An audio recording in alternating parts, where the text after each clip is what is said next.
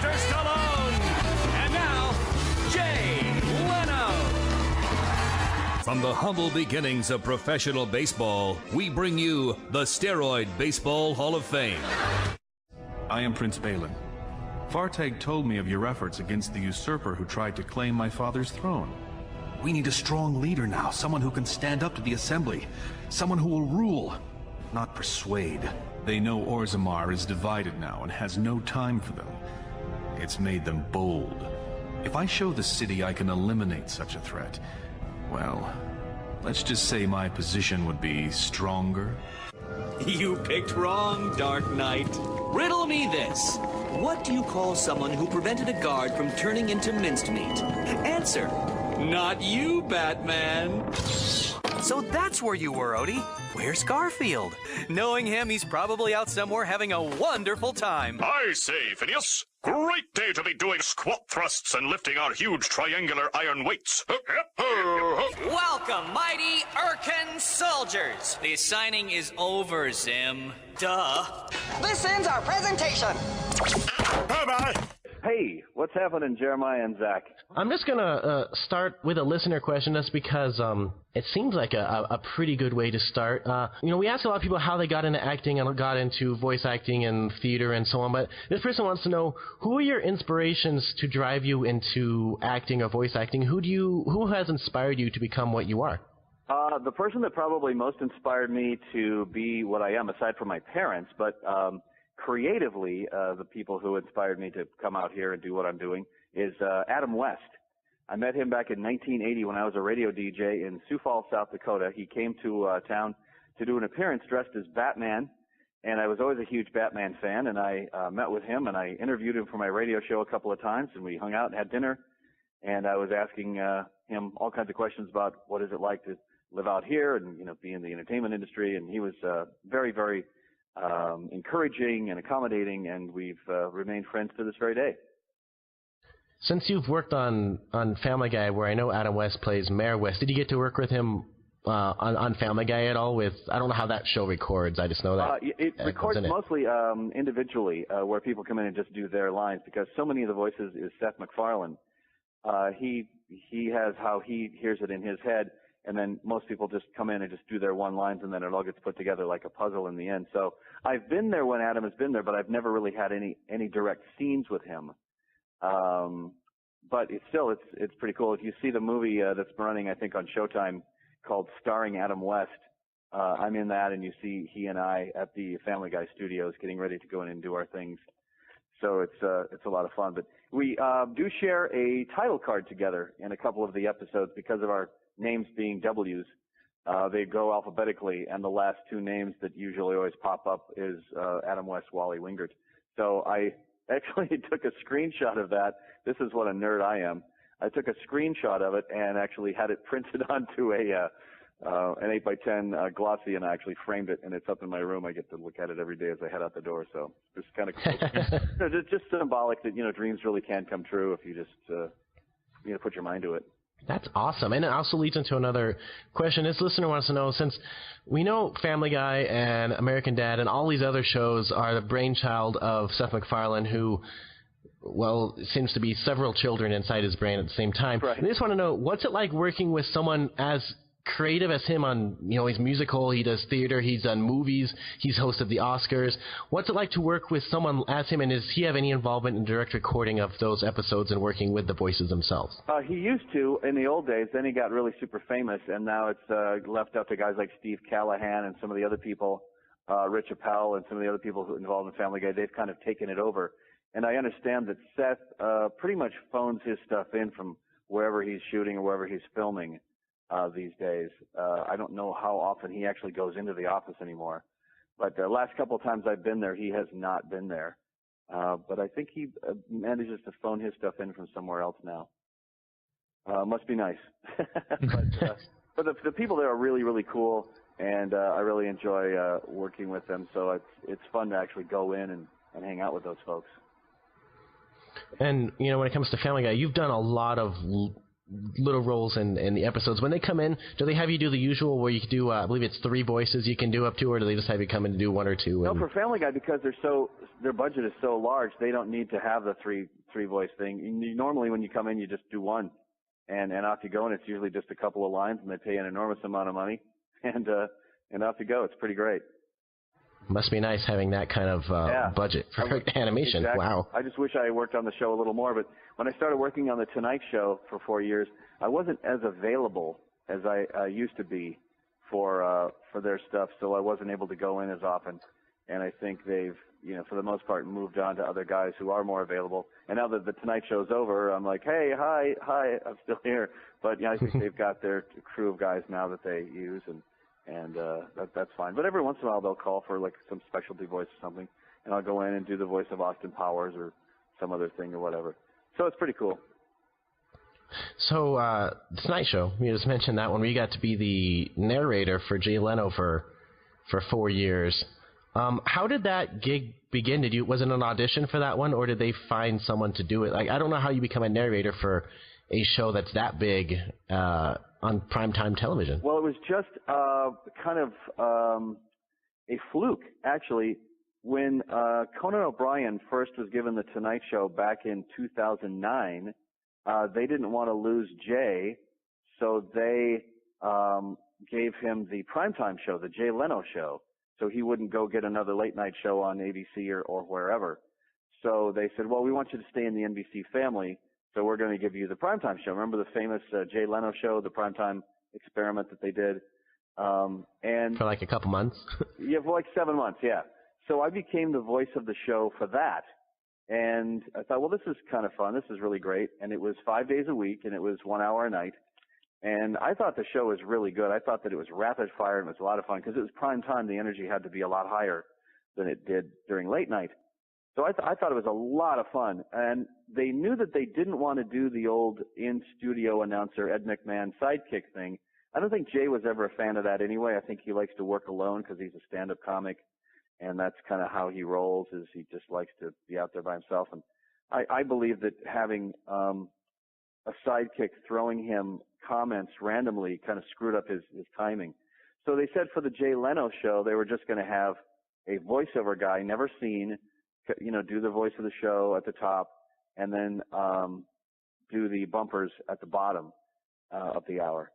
So they just basically auditioned for voiceover guys, and I remember that when the copy came down, basically it was one line. It was, it's the Jay Leno Show, and now here's Jay Leno, and that was the line. And it was not really a lot to go on.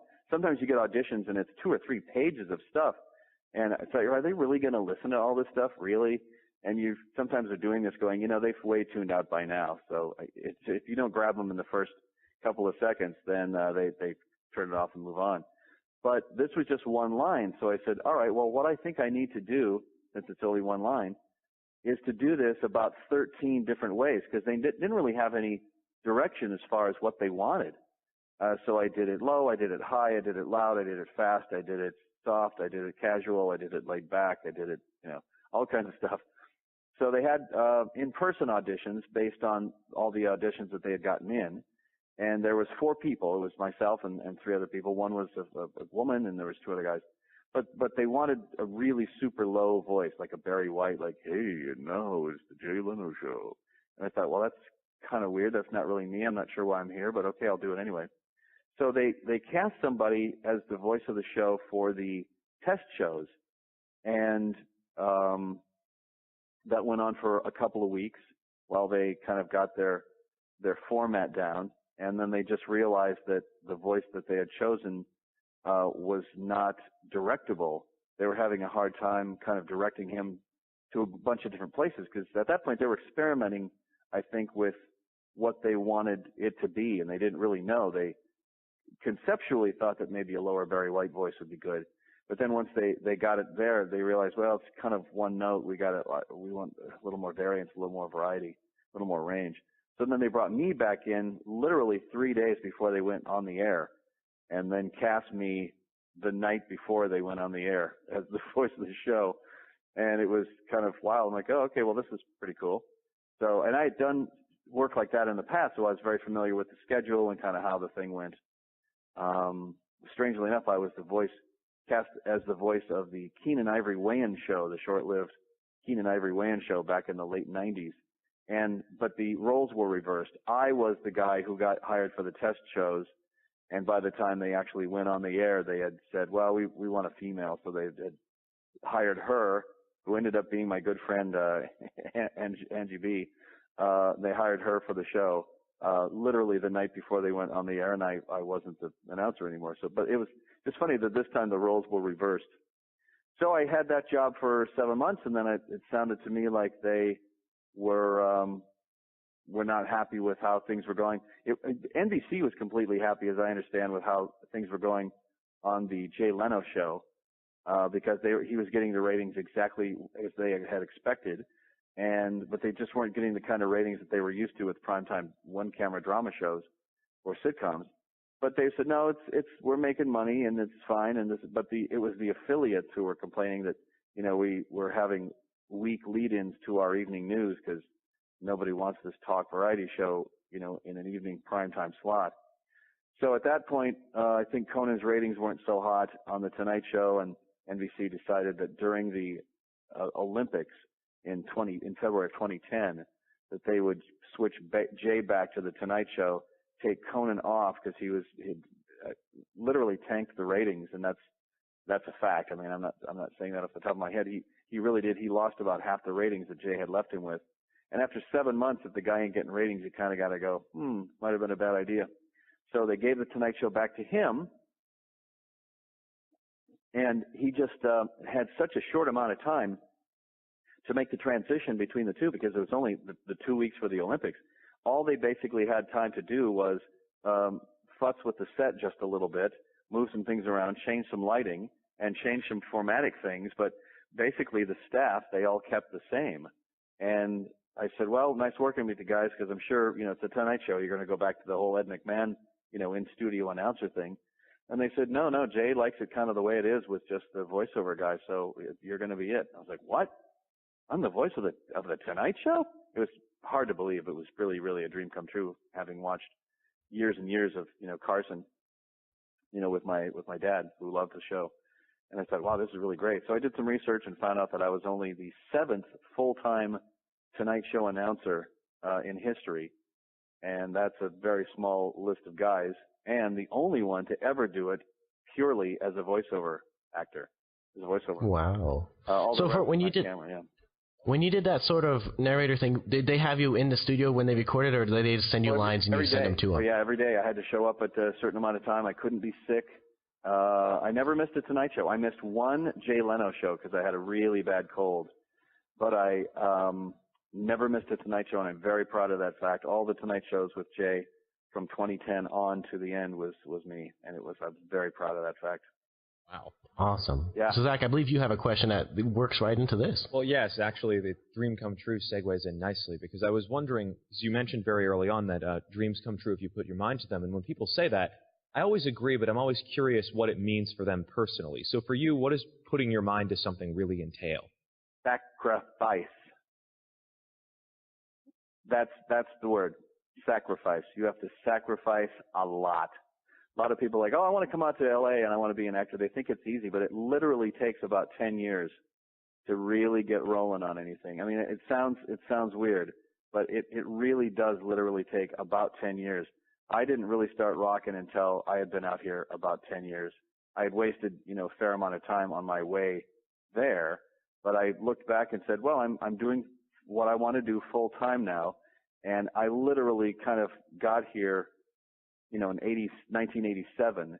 And by 1997, I was working full time in my chosen field. And I thought, this is pretty great.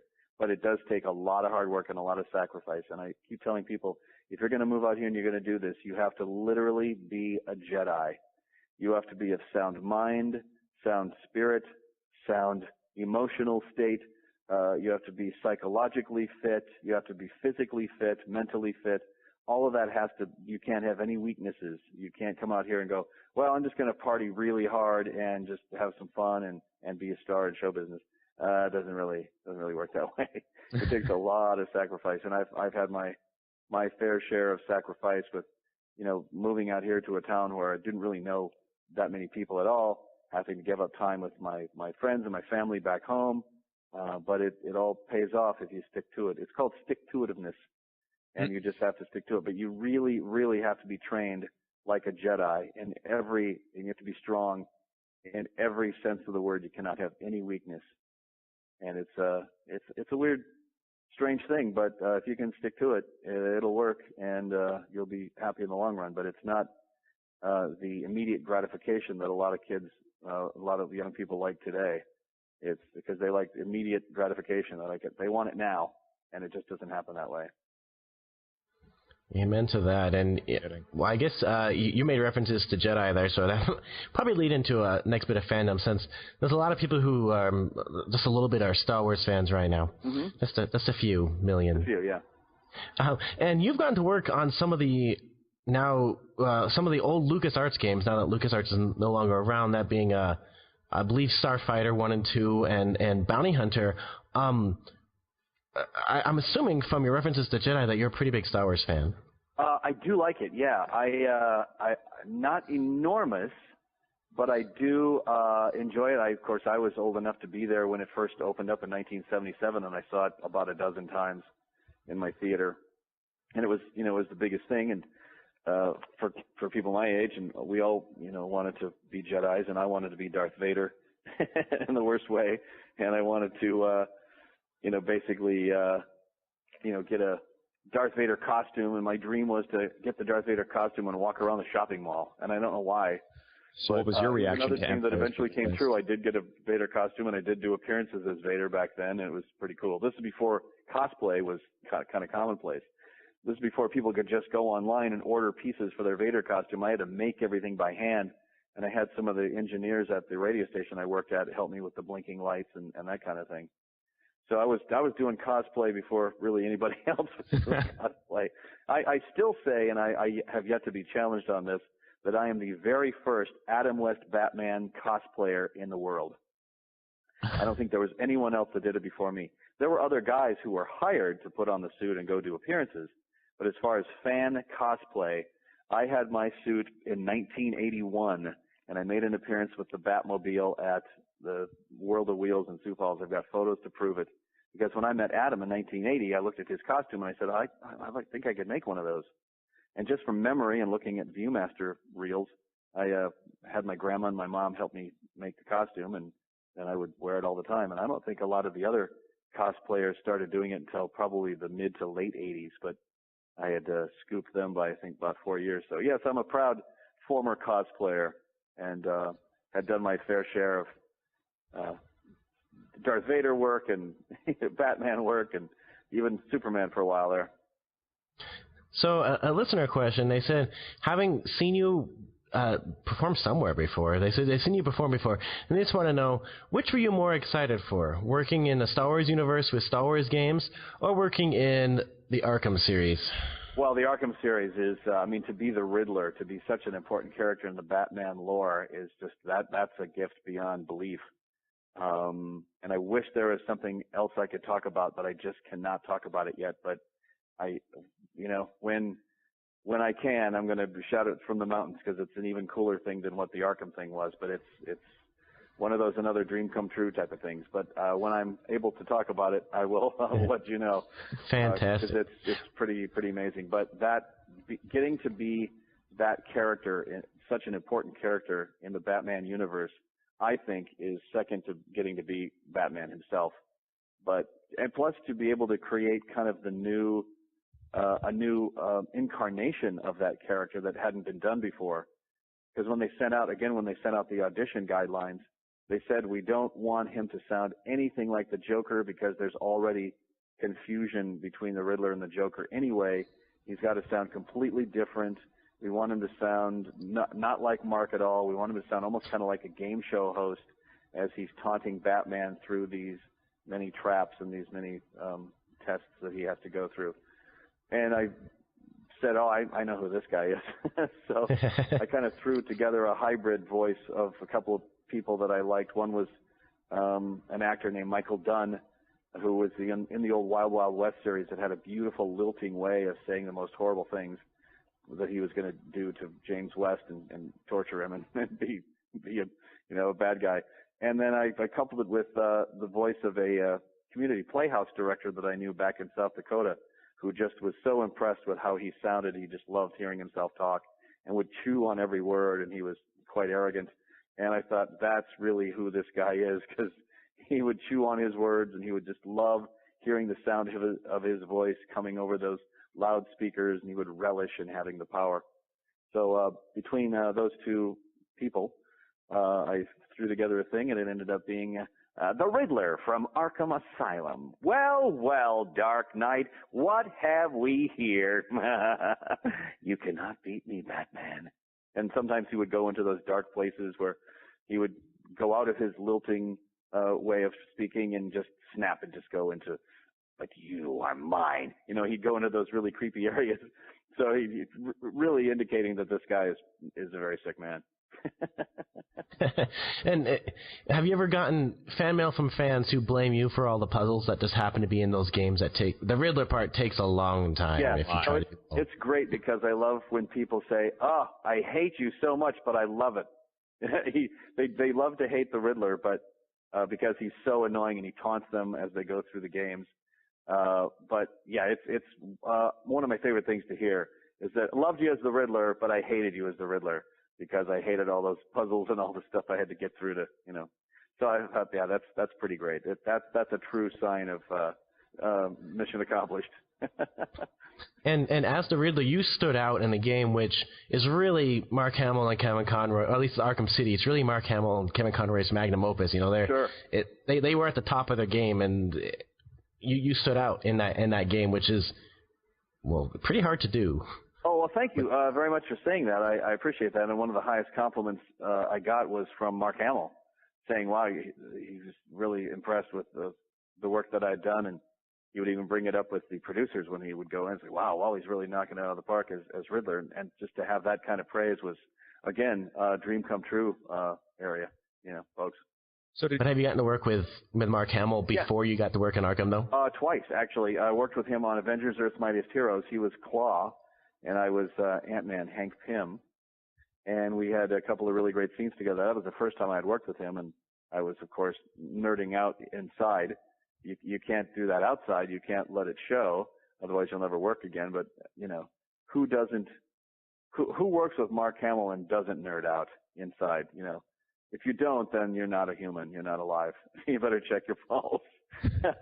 But it was really great. And basically all the guys there on the Avengers set that day that we were recording were kind of nerding out. And we thought this was really great. And then I worked with him again on the Garfield Show when he came in for 2 days in a row to do a character. And that's kind of how we bonded over old 1966 Batman, because he's a huge 1966 Batman fan as well. And at the time, he didn't have a way to get a copy of any of the episodes, and he loved watching the episodes. Well, I'd had a full set of the episodes uncommercial interrupted that somebody had dubbed from a set that 20th Century Fox gave somebody a long time ago, uncut, but on VHS.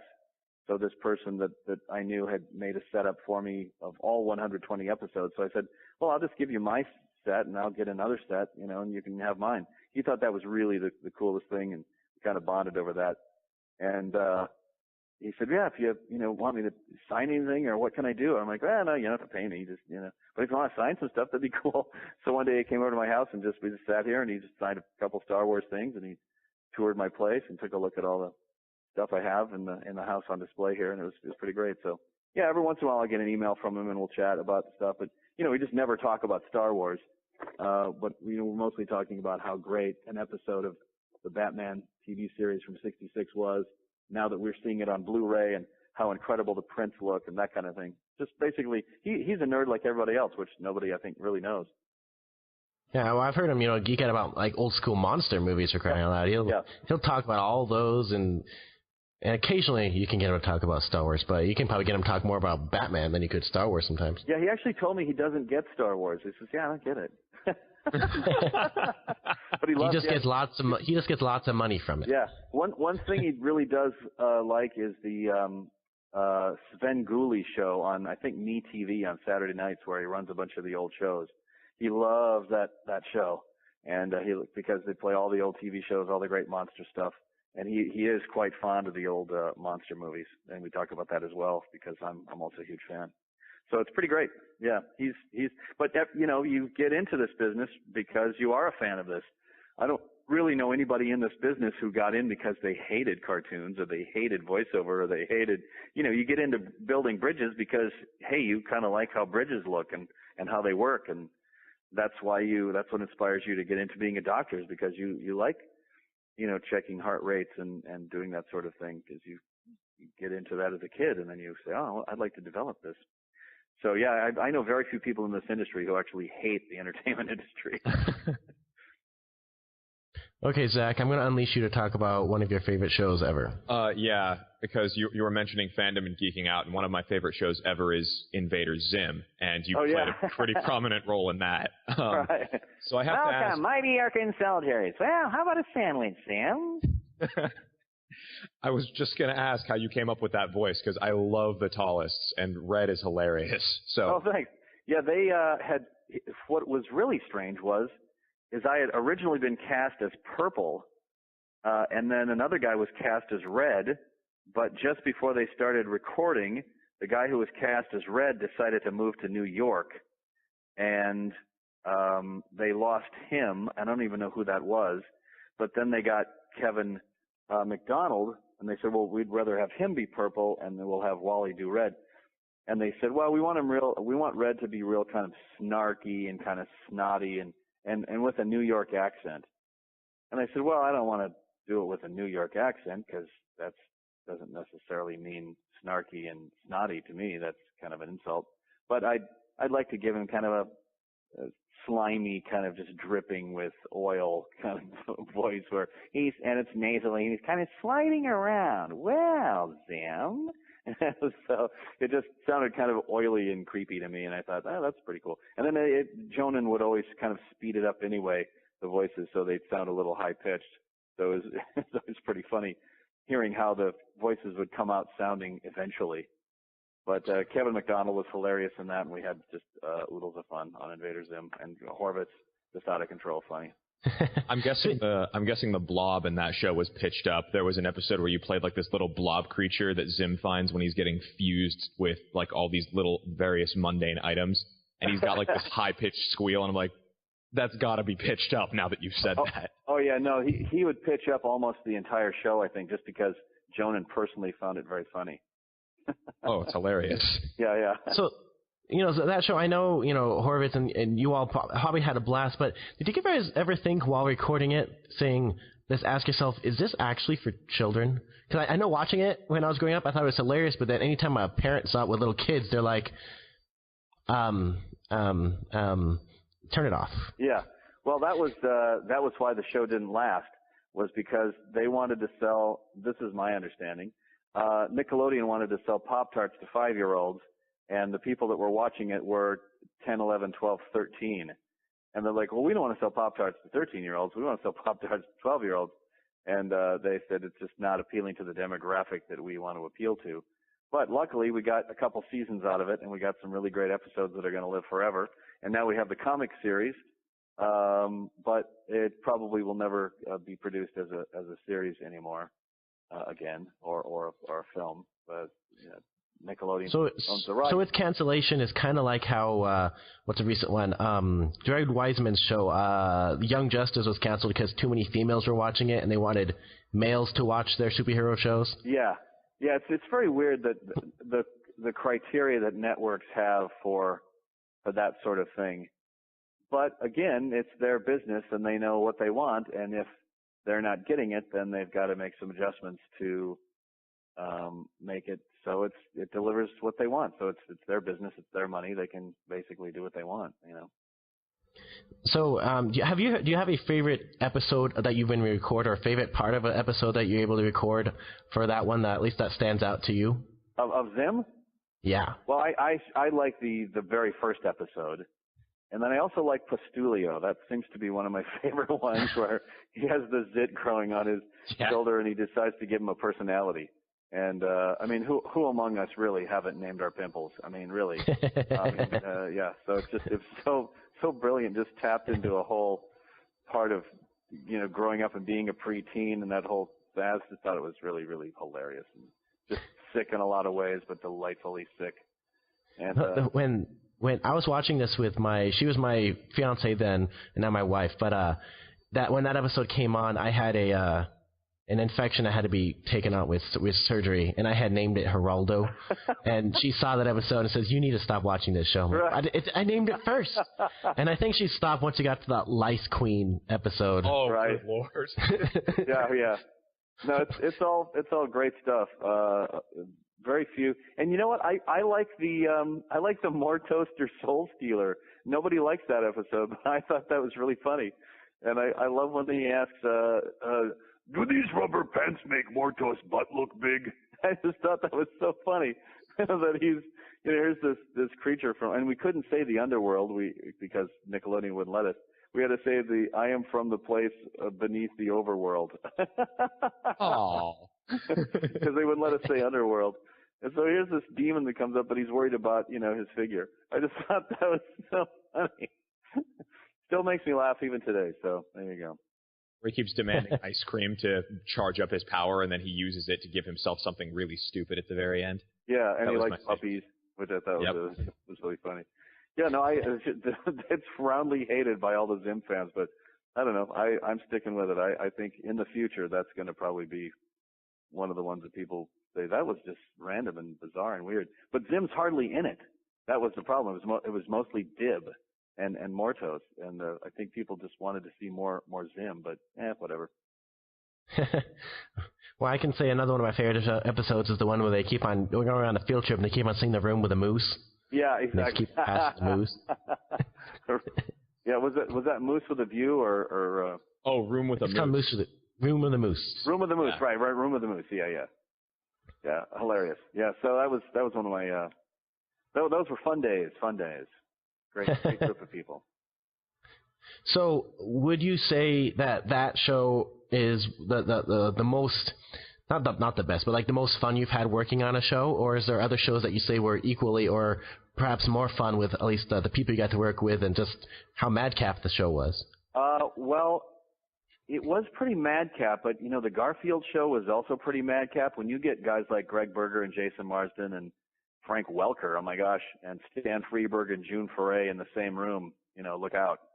That went on for 5 or 6 seasons, and that was just a pure delight doing that show because you're just surrounded by greatness all the time, and you just couldn't get away from the fact that, wow, we're doing another episode. What legend is going to walk through the door this week? And there'd be some really amazing people that came in to do the show. Of course, Stan Freberg has now passed away, but he was one of the greats that I always used to listen to as a kid, and of course everybody loves June Foray. So when Jon Arbuckle had a scene with Stan's old man character and June's old lady character, we did the scene, and then Mark Evanier, the director, came on the talk back and said, "All right, Wally, Stan, June, go back to scene." And I didn't hear anything he said after that point because I was just locked in on, did I just hear my name grouped in with Stan Freberg and June Foray? And I had a nerdgasm inside, and I was thinking about how great it was that I will probably never have that again, where my name is grouped in with those two greats, those two legends. And I said, sorry, Mark, I didn't get that. You lost me after go back to scene because I was obsessing on hearing my name grouped in with those two amazing legends. We also got to work with, I think you guessed it on Harvey Birdman, which is another show full of lots and lots of well-known voice actors and, actors. Stephen Colbert was on there for crying out loud as one of the leads, and like Gary Cole and Frank Welker was one of the big ones. So right, yeah. You've worked on a lot of shows with like really big stars. Yeah, that was where that was one of the shows where I basically did all my lines myself, and then they would paste it in, kind of like Family Guy. I guess when you use a lot of celebrity voice guys, you have to you're a slave to their schedule, so everybody else kind of has to work around them, so they just kind of piece it together as they need to. But I did run into Gary Cole a couple times, Maurice LaMarche, and a couple of the other people, but I never ran into Colbert. I never ran into some of the other people who did voices. But it was, that's another fun show. And strangely enough, at my movie night last night, every week we watch something different. And I just decided to run a couple of the old 60s Birdman cartoons, like the original Birdman cartoons. And one of the people who were here said, "Oh, so this is what that's based on." I said, "Yeah, he only knew Harvey Birdman. He didn't know Birdman. He didn't know that he was like a legitimate superhero back in the 60s who later went into being a lawyer." But it's quite a bit of a different show than what the guys came up with later for Harvey Birdman. But yeah, it was a great take on that. And the fact that they had George Jetson and Judy Jetson, or they had George Jetson, Jane Jetson, Elroy, and Astro. And when you see them go back to the past, which I think it was called Back to the Past, that episode, you see Judy Jetson like turn into like a skeleton, and she just dies. And I'm like, "Why'd you do that?" And like, "Oh, we couldn't afford to hire a voice actress to voice her, so we just killed her off." Because I did the voice of George Jetson and Astro in that, and then they had a gal come in to do the voice of Jane, and I'm not sure who they had do Elroy, but yeah, that was pretty funny. So I have one more listener question. And they said, on your website, under your resume, you have special skills listed, which include balloon bending, juggling, puppets, costumes, speed talker, physical comedy, works well with kids, and pyrotechnics? Yes. They want you to elaborate on pyrotechnics. Well, there was a time when I was Beetlejuice at the Beetlejuice Graveyard Review Show at Universal Studios in Hollywood. And it was from 94 to 98, and then I quit in 98 because my voiceover career was going full swing, and I didn't want to do Beetlejuice anymore, so I left the show. But there was and I need to take that up because I let my pyrotechnics license lapse, and to take the test for that again is complicated. Oh no! But we had to fire these little rocket things from our fingers. We had a little thing that would fit in our hand. And we'd hit a little button, and it looked like we were shooting sparks out of our fingers, but it was a little thing that was hidden in the palm of our hand, and we hit a button. Well, we were doing that for a long time, and finally the fire marshal said, "You have to be licensed to operate those things." So all the Beetlejuices had to go get their pyrotechnics license, and I kept it up for many, many years, and finally I just said, "I'm never going to use this again."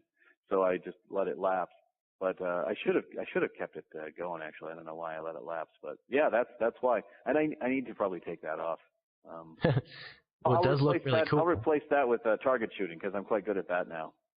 Like with guns or with bows or with knives or no target shooting at the range with handguns. Oh, yeah. Nice. Handguns are hard to aim.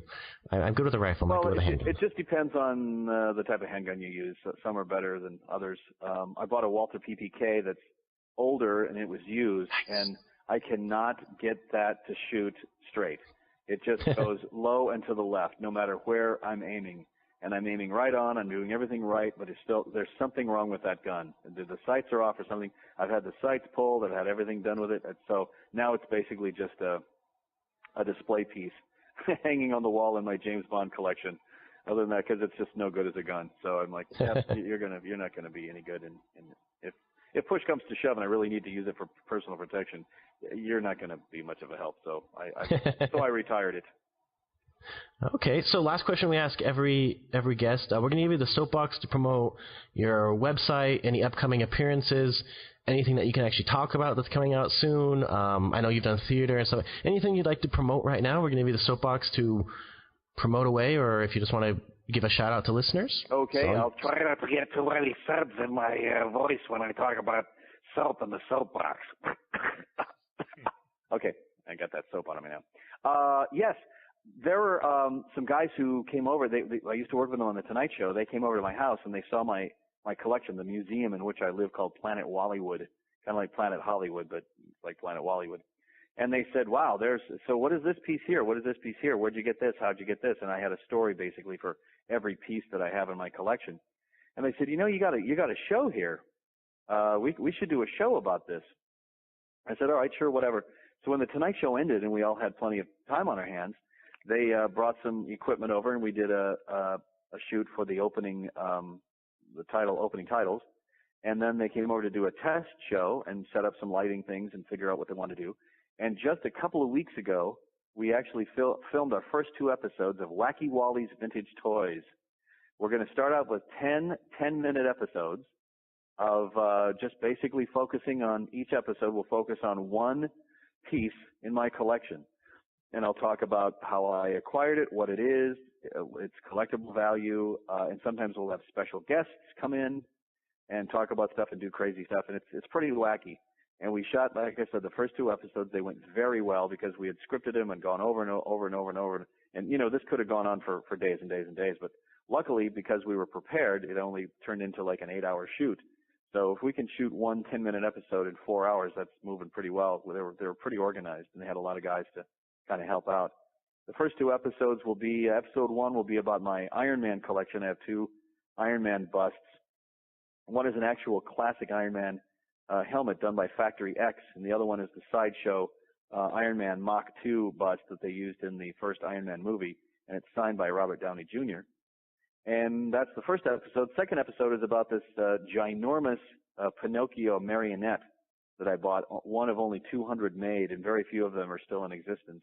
And I found it on eBay, and I bought it, and I've always wanted one of these, and he's up on my case there.